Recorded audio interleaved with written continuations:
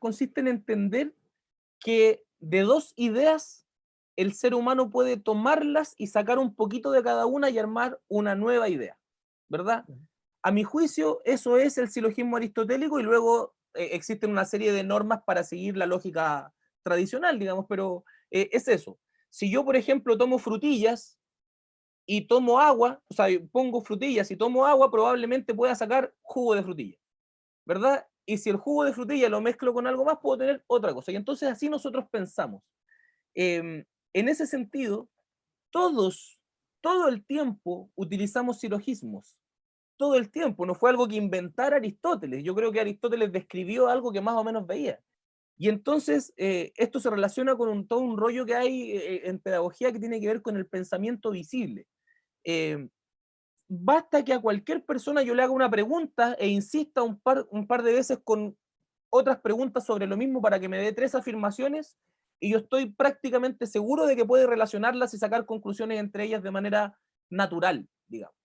Y entonces, ¿cómo aplicarlo en clase? Basta que una metodología que usamos todo el tiempo que nos resulta muy bien. Cada uno saca una hoja y le pone su nombre a la hoja. Perfecto. En 2 minutos, cronometrados, ¿verdad? Y se sientan en círculo para que simplemente vayan pasando la hoja siempre hacia el mismo lado. En 2 minutos cronometrados pongo una afirmación que usted crea, pero solo la afirmación. Nada más que la afirmación, solo la afirmación. Ya, la pone. La hoja hacia el lado.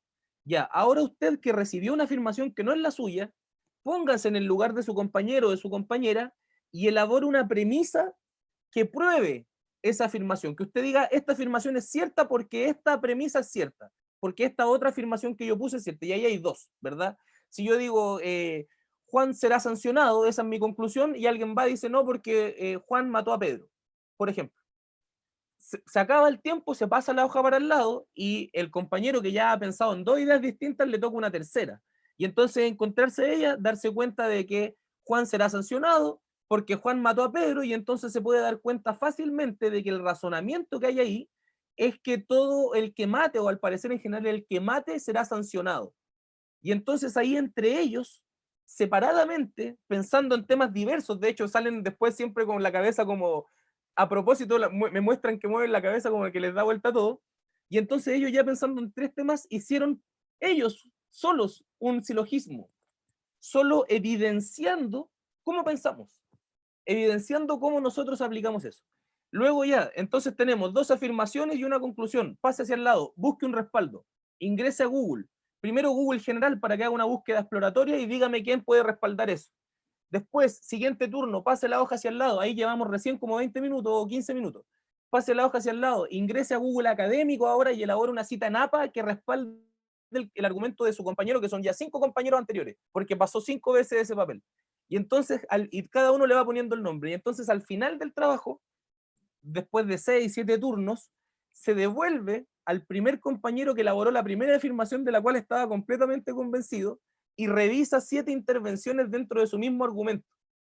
Con ese insumo, luego podemos trabajar todo. Todo. Podemos explicar argumento causal, ¿verdad? Que una causa lleva a otra causa, en teoría, ¿verdad? Algunos filósofos lo cuestionan.